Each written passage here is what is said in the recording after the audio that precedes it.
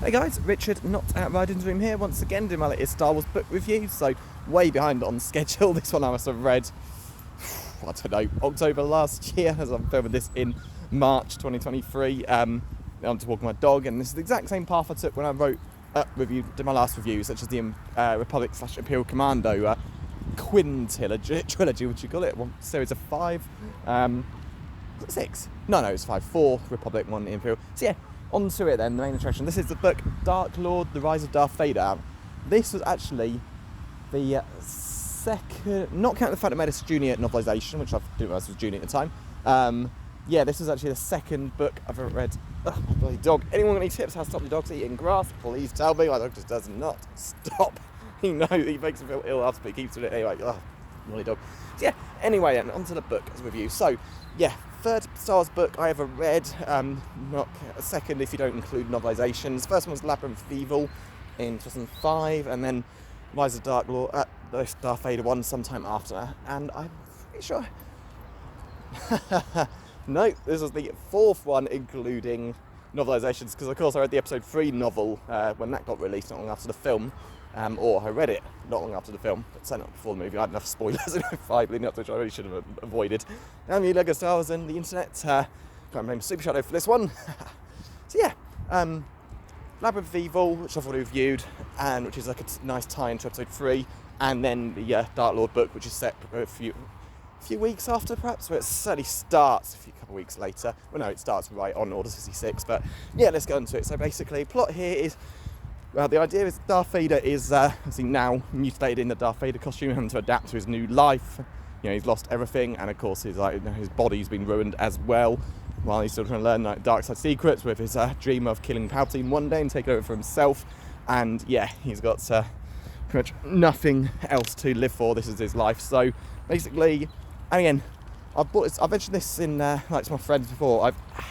I'm going to put... Okay, no, I won't mention it, though. Let's just go with the original thing. So, obviously, episode 3, Palpatine's words, execute Order 66, and the clones instantly gun down the Jedi of their friends, e.g. once Obi-Wan. This time, though, a group of clones don't.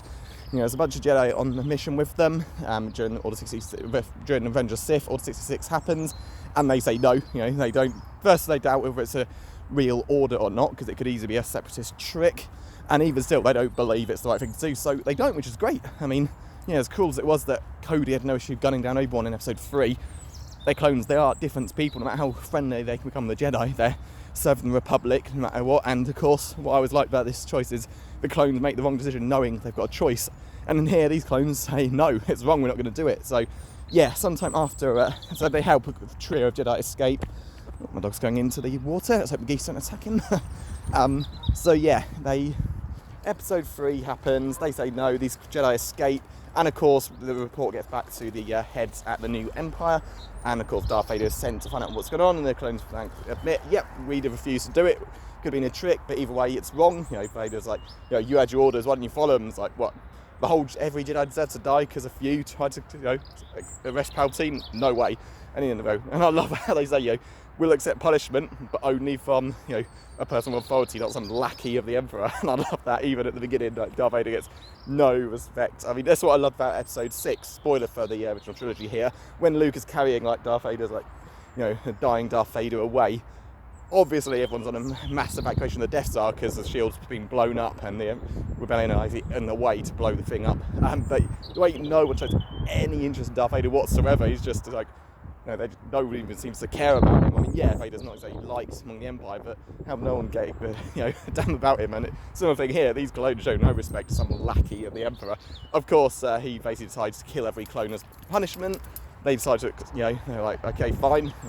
They stood by what they did, didn't do, which is great. And then one of the Jedi, I think she's a Zabrak, decides to attack Vader, and she dies. It's quite sad, but again, the focus on this, the Rise of Darth Vader, you've got a huge focus on this trio of Jedi, duo, and also Vader's new life. One of the lead character, Ronan Shrine, is watching the fight. It sees the female Zabrak Jedi, fighting as gracefully as you'd expect her to, while Vader, he mentions the form, because that's what they did in this era. You had a few forms of lightsaber combat. Noticing Vader's basically seems like a very stiff, awkward version of Form 5 and 3, basically. No, yeah, 3 for the defensive one, Obi-Wan Masters, and a 5 for the highly attack focus. I think it's 5, but yeah, either way, you can tell that, it's like, this is the guy who's like trying to use well-established forms, but do it very badly at it. And yeah, she like tries to carve his arm off, but halfway through it just causes a load of smoke to come out. Usually what happens with Luke tries to do the same to Vader, and yeah, Vader can just rely on nothing more than beating her into submission and finishing her. And basically the whole story is these Jedi on the run from the Empire, and yeah, so let's just jump through to the ending. Come on, Abby, get on to the water. That's Abby, my dog. He loves this bit of water, the geese around. But yeah, basically they end up on Kashyyyk, where you see the Wookiees being enslaved by the Empire, which absolutely sucks. Yeah, I think Chewbacca was there as well. So yeah, they refused, and they end up all being part of it. Some of the Jedi think, let's rebuild the Order together. But one of them, the main one, Ren Shrine, is like, no, we can't. It's just a terrible idea. In the end, he ends up facing Vader and loses to him. But it's a really cool book, really cool jewel, well written. You can see, Ren Shrine knows what Vader's weakness is. Basically, the chest, like the beeping, like the panel of lights on his chest. So and Vader knows it. Vader's going to lose. That's what I love. Vader may be massively overconfident, full of himself, but he realises Ren Shrine's got a plan, and it is to basically put a series of attacks in. Oh, come on, Abby, Swan on its way. Come on, Abby. Yeah, I know what Swan's a bit dangerous, so come on. Safest thing. Yeah, there's always that Swan's attacking people and animals, and yeah, come on. Okay. Whoa! See? Damn you, dog. Oh, dog's a psycho. Charging me out mad. So yeah, back to it. So yeah, basically Vader realises what Ren Shrine's up to. He's going to gradually move his way to his chest plate. He stops him by using his mastery of the dark side, and Ren Shrine dies. But gives so much respect, great job, Master Jedi. You've brought my faith back in the power of the Force. He's like, you too, and he dies happily. So yeah, really good ending to it. And of course, the main ending is a scene with Obi-Wan. It's like an epilogue. You see someone on that Ren Shrine's ship ends up on Tatooine. Report on how a figure in black called Darth Vader was cutting down Wookiees, and a bunch of other Jedi who tried to fight, because they recruit a small number for the battle, and Vader basically defeats most of the ones that actually try to duel him, and in the end, Obi-Wan gets the message, realises it, Vader's alive, almost as a faint in the process. He's genuinely horrified. Also, this is only about a month after Revenge of the Sith at this point, maybe even a little bit more, a little bit less, but yeah, on the good old hollow web, he finds out, and yeah, there's the guy basically seems to have no idea of who Obi-Wan is. He's not just some guy living on Tatooine, and Obi-Wan composes himself, and then he actually talks to Qui-Gon. You hear Qui-Gon's voice, basically asks him, Master, is Darth Vader Anakin? He's like, yes, but the Anakin we knew is consumed by the dark side. He's like, should I hide Luke? Should I move him somewhere safer? It's like, and what I love about this line is he just says to him, Tatooine is the source of everything that causes Anakin Skywalker pain. Vader will never set foot on Tatooine, if only out of fear of awakening Anakin. And everyone's just so happy he realises, he's safe here after all. And it's just a great real ending. You realise why Tatooine is the safest place, because Tatooine and pretty much probably Naboo as well, the two places Vader cannot ever go to, because those are like the source of the biggest pain he's ever felt in his former life. And yeah, it's great. And also he says, Luke must not know Vader is his father until the time is right. So it's just really cool how it's got this here, Abby. How you got that scene. You got the question, why didn't Obi-Wan tell Luke who Vader was? Was it because in the point of A New Hope, George Lucas ain't even decided that yet, or was it always a plan to wait until he completed his Jedi training? But it's nice seeing all of that wrapped up here. Of course, Qui-Gon's just a voice, because he's not a ghost, but he's still able to talk to Obi-Wan. And what I love about this is Obi-Wan just, he doesn't give up. He realises this is, he can keep Luke safe. This is the best place for him to be, and there is always hope.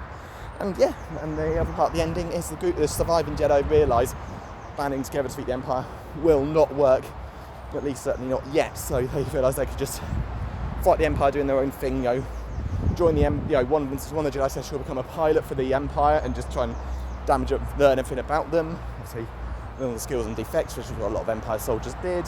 So someone says they'll basically be a saboteur, etc. All of that stuff. And yeah, it's a really good ending because I realised they can't just launch a full assault on the Empire like they were going to. They can't, like, I don't know, look for Force-sensitive children and recruit them. None of this will work. It's impossible. And yeah, so a book about Darth Vader. Admittedly, yes, a lot of it is about this other group of Jedi, but it's done well. I mean, you always think about a Darth Vader book, just Vader killing Jedi, and you realise what would be the fun of that. It's like, good and all, yeah, he'll be entertaining, but could that really last like 300 to 400 pages? Probably not. I mean, this book has got plenty of great Darth Vader scenes, Joe. This is not breathing, because he thinks about how he needs oxygen machines fed into his body. This is not hearing, as like he has been burned off, and now these machines have to like adjust his hearing for him. This is what not living. He's like living as nothing I should be. And of course, even like his body, the only part of him that feels human is his original arm. The one that was given to, from the one that cut off in episode 2 that was replacement. Because yeah, it's meant to feel like a natural arm. The arm and legs Padme gave him do not. Along with his body, meant to feel as much pain as possible. His eyesight's wrecked. He has to use these filters, and yeah, it just shows that when Palpatine rebuilt him, it clearly wasn't meant to be like an easy life for him. And yeah, the dark side's all about pain and suffering, but Vader's got it. Yeah, it's deserved, but you've got to think this is just overkill. Palpatine's gone way too far with how horrible this new body is, and it's great stuff. There's also a great scene when Vader's talking, him and Palpatine are like in some chamber. He's got his Vader's his like armour and helmet off, and he's like, because of course he has to like tend to his wounds out of the armour sometimes. And there's a great bit when he basically says to Palpatine, "Look at us, do these look like the faces of winners?" And he says like, "I'm sure the Jedi told you what's inside matters, right?" He's like, "Yes, they did." So, well, you'll discover it even more now. And then of course, a big part of this is Vader's just moping, completely miserable. And like, that's my favourite scenes. He's like, and he just like defeated voice. "I wasn't strong enough to defeat Obi-Wan," and Sidious had it up like, "No, you weren't. Just imagine what Yoda might have done to you." And that's just it. Everyone says like, what if Yoda and Obi-Wan went for the other Sith? Well, Obi-Wan would be killed, although with his luck, who knows, maybe he might have got away, but maybe not. His luck would have run out here. And yeah, Yoda would have killed Anakin without hesitation. Yeah, it wouldn't have done that in seconds, but there'd be no mercy. He would have been killed on the spot. So yeah, it's great watching this, and Vader's basically eventually come to man up and be the Sith he thinks of he could be. And then you got the ending where basically Vader thinks, "What have I got to live for? Easy. I will one day get an apprentice and overthrow Sidious and take his throne for myself." Because he's also aware that Sidious is not giving him that much dark side training. He's like giving him like little bits of it where it suits him, but not a huge amount. So you get the feeling that Vader's being kept on a leash. He'll never hit his full potential. That's been established from his injuries, but it's as if Sidious is wanting to learn everything he can. So yeah, it's a great book. You've got plenty of stuff with the other Jedi and how they ultimately are going to lose, and then you've got plenty of stuff with like Darth Vader as well. It all works really well, comes together nicely, and yeah, having grown up with prequel era books, a lot of people think Timothy Zahn is their favourite author, which is cool. He is great, but I think a lot of those people are people who read the OT books first, post-OT, because I read prequel era ones, and yeah, James Luceno has always been my favourite Star Wars author, so yeah, can't fault him at all with this book. He wrote other great ones as well, so definitely give it a read any time. And of course the whole "I will get an apprentice one day," that ties nicely into the game The Force Unleashed, where Vader did indeed find an apprentice who could help him overthrow Sidious. So yeah, this is before the days of Inquisitors. Well, I've heard Inquisitors do exist in the old Star Wars books, but nowhere near to the extent they do in the Disney era. So really recommended it. 5 out of 5, 10 out of 10. Can't go wrong. Got a great Darth Vader book, and seeing a bit of what's happening, seeing how some clones didn't agree to the order. Yeah, can't recommend it enough. It's so cheap now. You never find it hardback, but paperback, no problems. Yeah, that's it. And I will try and get my next vids posted a bit sooner. Got quite a few to do now, which I'll post in a second.